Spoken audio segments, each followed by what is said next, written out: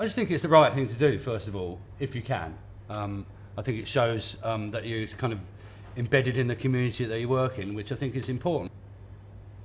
Wales is a really nice town, it's a market town. It's really beautiful around here. You're surrounded by pretty good produce, you know.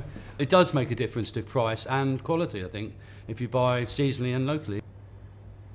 It tastes better, above all, and if it's in season, it's cheaper. You're not buying out of season, you're not shipping stuff in from wherever around the world. You know, you're paying premium if it's got to be shipped from somewhere else. It's usually more expensive. We do 4 starters at lunchtime, 4 mains, 3 desserts and a cheese during the week, and then Saturday, Saturday's the same. Sunday we just lengthen it by 1. We're shut on a Monday. So what I often do on a Sunday is I'll put ingredients on a Sunday that I probably shouldn't because I can't afford it, but just to use them up. So I'd rather the customer had them than they sit in the fridge.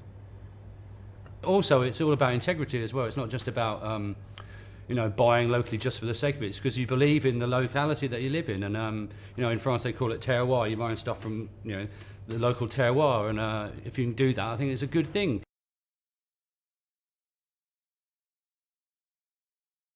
Freshness is really probably the most important thing of all, that it hasn't been sitting in someone's fridge for 5 days or something like that.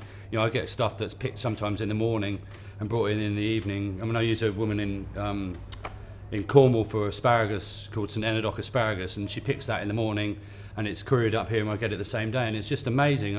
You can buy it around here locally, but it's not as good. And kind of local, what do you mean by local? I mean, I think of the West Country as kind of the locality anyway, really.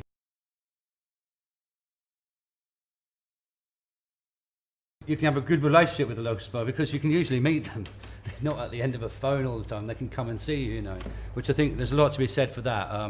In my experience over the years, the suppliers that I have always dealt with the best have been people that I actually know. It's not just a phone call, they're friends of mine. They're not just someone at the end of the phone. Steve, who I mentioned at Chef Direct, I've known him nearly 20 years and he's a mate. And I don't buy a fisherman just because he's a mate. I buy a fisherman because his fish is really good.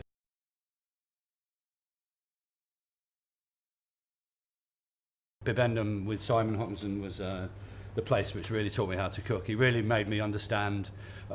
All the food I do now isn't necessarily food from Bibendum, but the whole style and the ethos and the seasonality and all that sort of thing. Not necessarily local. Someone wasn't really big on necessarily local stuff, but just buying the best things that you can, And that holds true with me today. I still practice that principle, and everyone I know that's good at what they do in the cooking world does the same thing.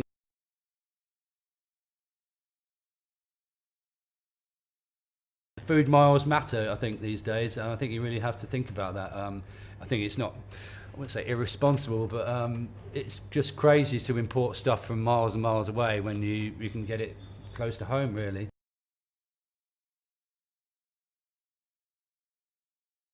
When you plan a menu, you're always thinking about, right, okay, we can do that, and that's just coming in. And you can plan ahead sometimes. You know that in end of May, you've got the English asparagus coming. You can, right, we've got some ideas, we can work on that. And that's really nice. I mean, for me, it's the reason I cook seasonally and try and buy, it's something to look forward to. Cooking is not just about knocking it out day in, day out, using the same ingredient all year long. I look forward to things coming to season. In the summer, I look forward to using really brilliant tomatoes. I don't use them in the winter at all because I don't think they're any good.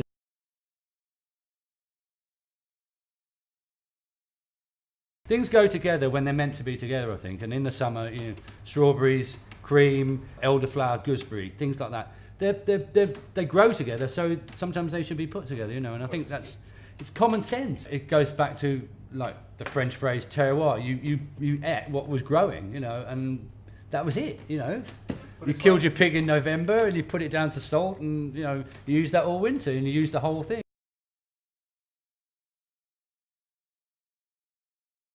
You'll never see fillet steak on here. The lunch menu today is $21.50. During the week, it's £15 for 3 courses. That's a £5 a course.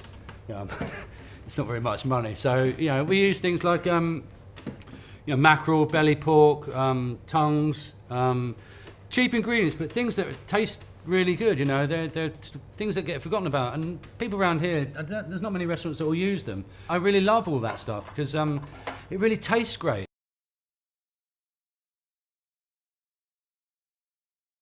It's about getting the most out of your ingredient. You buy a chicken, you get the stock out of the carcass, you get the crowns for dinner, you get the legs, and that if you do it like that, it's harder work. It means you have to really think about what you're doing, but you're using the whole thing, and you're giving the customer, quite a variety of choices in what you can offer from just one thing, And I quite like that challenge about getting the most out of something.